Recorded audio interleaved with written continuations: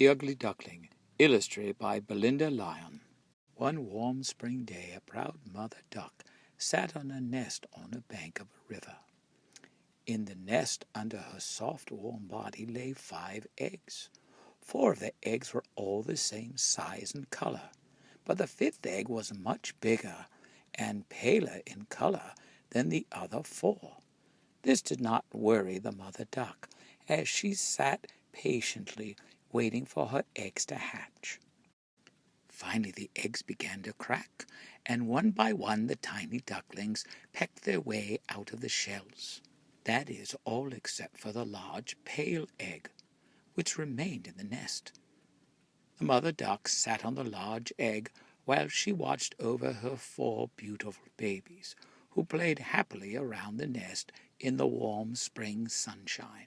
A few days later, the large egg hatched out. The new duckling wasn't small and yellowy-brown like the others, but large and gray and very ugly. When he opened his beak, he made a loud whooping noise instead of a cheep like the other ducklings.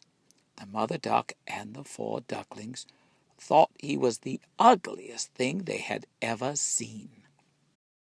In fact, he was so ugly that the mother duck was ashamed and wanted nothing to do with him. His brothers and sisters made fun of him.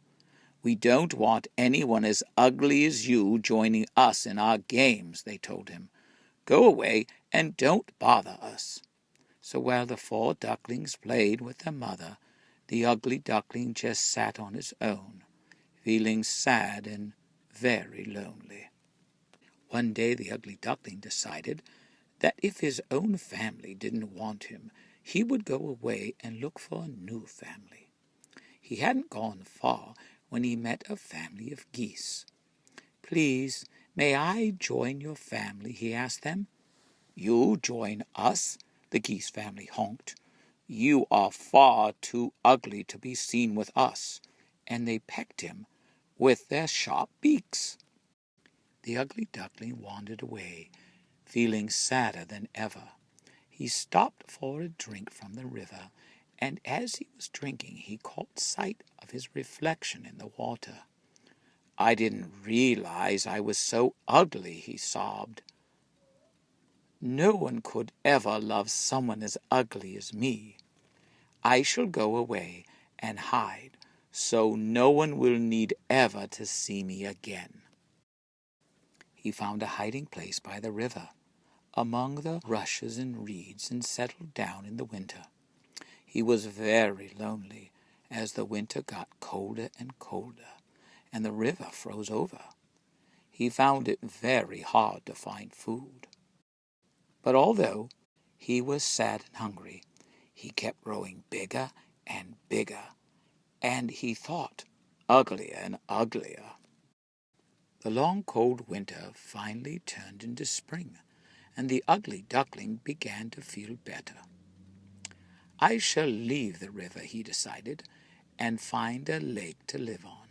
He had grown so big that he could swim along very quickly, and it didn't take him long to find a large lake. The ugly duckling settled down in his new home, where he thought he would not be bothered by anyone. One day he was swimming peacefully on the lake, while a flock of white birds flew down and landed on the lake. He was very surprised when, instead of ignoring him, they swam over to him. "What is someone as beautiful as you doing living all alone?" the largest of the birds asked. "Me beautiful?" laughed the ugly duckling. "Look in the lake," said the white bird. The ugly duckling slowly looked into the water. Instead of seeing the reflection of an ugly duckling, he saw a beautiful white swan. "That can't be me," he said. "This must be a mistake." He looked again, and it was true. Through the long winter months, instead of growing ugly and uglier, he had grown into a beautiful white swan. He was so beautiful that the other swans asked him to become their king. He happily agreed, and they all flew back to the river, where they swam proudly in front of the other swans.